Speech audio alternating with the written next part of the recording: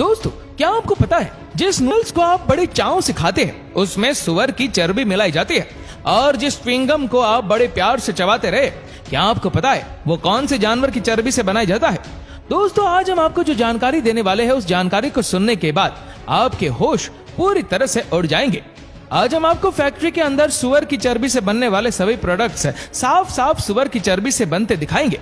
दोस्तों, सुअर की चर्बी से बनने वाले ऐसे ऐसे प्रोडक्ट्स हैं जो आज आपकी डेली रूटीन टाइप में शामिल हो चुके हैं, और साथ ही ये भी बताएंगे कि सुअर की चर्बी किस प्रोडक्ट में पाई जाती है और किस प्रोडक्ट में नहीं।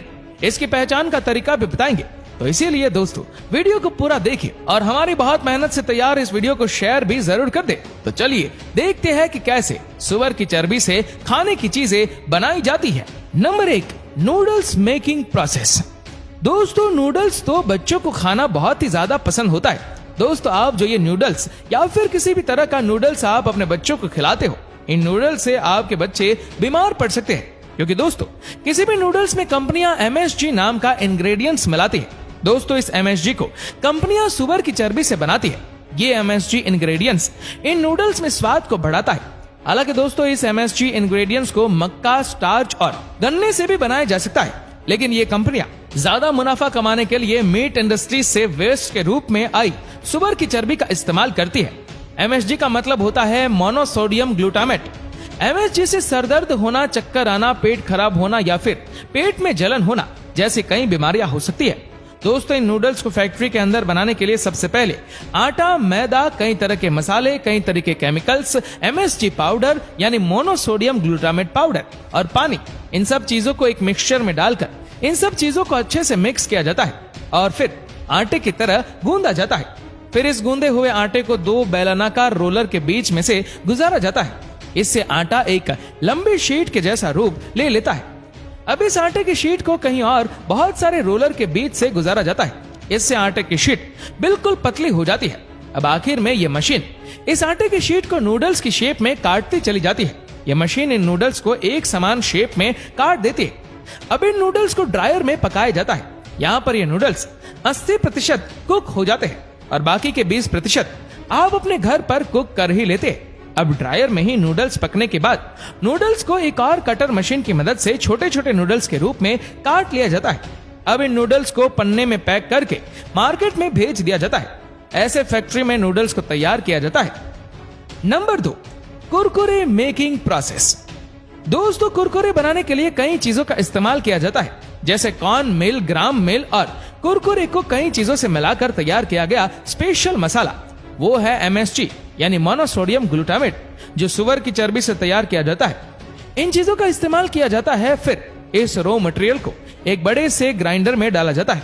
इन सब चीजों को अच्छी तरह मिक्स करने के बाद इस मिक्सचर को एक कुरकुरे की शेप देकर इन्हें फ्राई किया जाता है और फिर आखिर में इन कुरकुरों में स्पेशल मसाला मिक्स कर दिया जाता है और अब इन कुरकुरों को मशीन पैक कर देती है। Number 3, chewing gum making process. दोस्तों, च्युइंगम जैसे प्रोडक्ट्स बनाने के लिए सबसे पहले गम को एक मिक्सचर में डाला जाता है और फिर इसके ऊपर कुछ आर्टिफिशियल कलर, फ्लेवर और सुअर की चर्बी से तैयार MSG यानी मोनोसोडियम ग्लूटामेट, इन सब चीजों को डाला जाता है और फिर यह मशीन इसे मिक्स करना शुरू कर देती है और इसके ऊपर चीनी या शक्कर की चाशनी डाली जाती है ताकि गंध सॉफ्ट और मीठा बन सके। और फिर इसे अच्छी तरह मिक्स करने के बाद दूसरी मशीन में डालकर एक च्युइंगम का आकार दे दिया जाता है और फिर इसके बाद इसको पैक कर दिया जाता है। Number 4, toffee making process. दोस्तों, टॉफी बनाने के लिए सबसे पहले एक बड़े सारे बर्तन में फ्लेवर, शुगर, MSG यानी मोनोसोडियम ग्लूटामेट, जो सुअर की चर्बी से तैयार किया जाता है, इन सब चीजों को एक बड़े सारे बर्तन में उबाला जाता है और फिर बाद में इसे एक बड़े सारे बर्तन में ठंडा होने के लिए रख दिया जाता है। ठंडा होने के बाद इस मिक्सचर को मशीन में डाल दिया जाता है और फिर यह मशीन इस मिक्सचर को खींचकर एक टॉफी का आकार देकर फटाफट तेजी से टॉफियों को पैक करके बाहर एक कैरेट में डालती रहती है। Number 5, chocolate making process. दोस्तों, आप जो चॉकलेट अपने बच्चों को खिलाते हो, क्या आपको पता है वो चॉकलेट कैसे बनती है? दोस्तों, आपको जरूर पता होना चाहिए कि यह चॉकलेट कैसे बनती है। दोस्तों, चॉकलेट बनाने के लिए सबसे पहले कोकोआ को तोड़कर फैक्ट्री के अंदर लाया जाता है। फिर इसके अंदर से कोकोआ के बीजों को निकाला जाता है। फिर इन कोकोआ बीज को धूप में सुखाया जाता है। फिर इन बीजों को भूना जाता है। इससे इनके अंदर फ्लेवर आता है। फिर इन बीजों को पीस कर इनका पाउडर बनाया जाता है और इस पाउडर को चॉकलेट चिप्स का आकार दिया जाता है। फिर इन चिप्स को पैकेट में भरकर इन्हें अलग अलग कंट्रीज में भेजा जाता है। फिर चॉकलेट बनाने वाली कंपनी में इन कॉन्कोवा चिप्स के साथ बटर, शुगर और 3 ऐसे इंग्रेडिएंट्स जो सुअर की चर्बी से बनते हैं, जैसे कि E631, E620 और MSG, इनमें से किसी एक इंग्रेडिएंट्स को मिलाकर इसका एक पेस्ट बना लिया जाता है। इस पेस्ट को 3 मशीन के जरिए पास किया जाता है ताकि चॉकलेट को इसका स्मूथ टेक्सचर मिले। फिर इस लिक्विड चॉकलेट पेस्ट को चॉकलेट के मोल्ड्स में डालकर इन चॉकलेट को फ्रीजर में रख दिया जाता है। फिर जब चॉकलेट बनकर तैयार हो जाती है तो इन चॉकलेट को चॉकलेट मोल्ड्स के अंदर से निकाल लिया जाता है और फिर इन चॉकलेट को आगे पैकिंग के लिए भेज दिया जाता है। Number 6, sweet making process. दोस्तों, फैक्ट्री में ज्यादा मात्रा में तेजी से गुलाब जामुन बनाने के लिए मावे का एक मिक्सचर तैयार करके इसमें सुअर की चर्बी से तैयार MSG को डाला जाता है। इस मिक्सचर को मशीन में डाल दिया जाता है।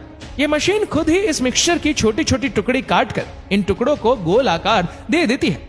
फिर इनको तेल में फ्राई करके चीनी की बनाई गई चाशनी में 2 घंटों तक रखा जाता है और फिर इन गुलाब जामुन को डब्बों में पैक कर दिया जाता है। इस तरीके से फैक्ट्री में मिठाइयां तैयार की जाती है। Number 7, soap making process. दोस्तों, नहाने का साबुन बनाने के लिए सबसे पहले ग्लिसरीन, फैटी एसिड और सुअर की चर्बी से तैयार MSG जैसे ही इंग्रेडिएंट्स को एक साथ मिलाकर इनका एक बारीक पाउडर बना लेते हैं। उसके बाद इस पाउडर को मशीन में डाल देते हैं। फिर बाकी का साबुन बनाने का सारा काम ये मशीन खुद करती है। ये मशीन नहाने का साबुन ऑटोमेटिकली तैयार कच्चे माल के हिसाब से बनाती चली जाती है। Number 8, capsule making process.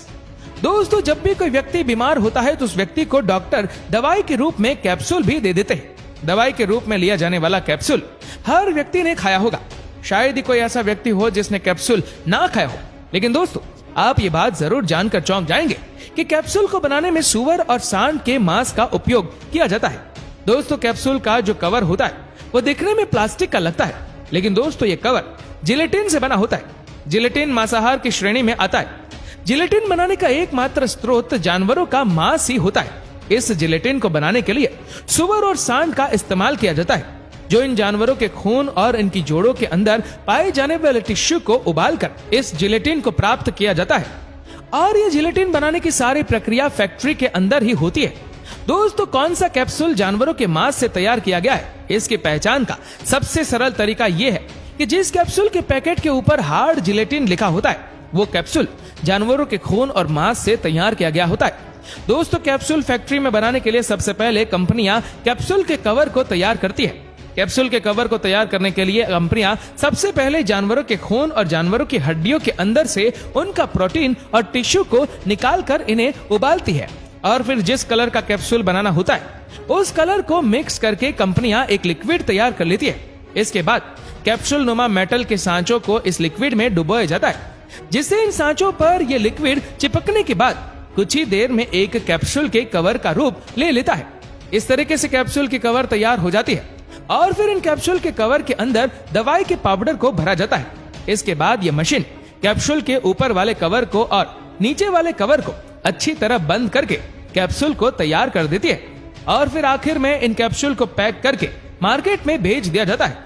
दोस्तों, कौन सा प्रोडक्ट सुअर की चर्बी से नहीं बना हुआ है, इसकी पहचान का सरल तरीका ये है कि आप जिस प्रोडक्ट को खरीदे उसको खरीदने से पहले उसके पैक पर लिखी इंग्रेडिएंट्स लिस्ट पढ़े। अगर इंग्रेडिएंट्स लिस्ट में आपको MSG, E631 या E620 लिखा दिखे तो तुरंत आप समझ जाए कि इसमें सुअर की चर्बी का इस्तेमाल किया गया है। दोस्तों, इस वीडियो को लेकर आपकी क्या राय है नीचे कमेंट करके जरूर बताएगा। और अगर आपको वीडियो अच्छा लगा हो तो इस वीडियो को लाइक करेगा, शेयर करेगा ज्यादा से ज्यादा लोगों तक। और ऐसे ही और भी रोचक जानकारियों के लिए सब्सक्राइब करें हमारे YouTube चैनल को और Facebook पर फॉलो करें हमारे पेज को। धन्यवाद।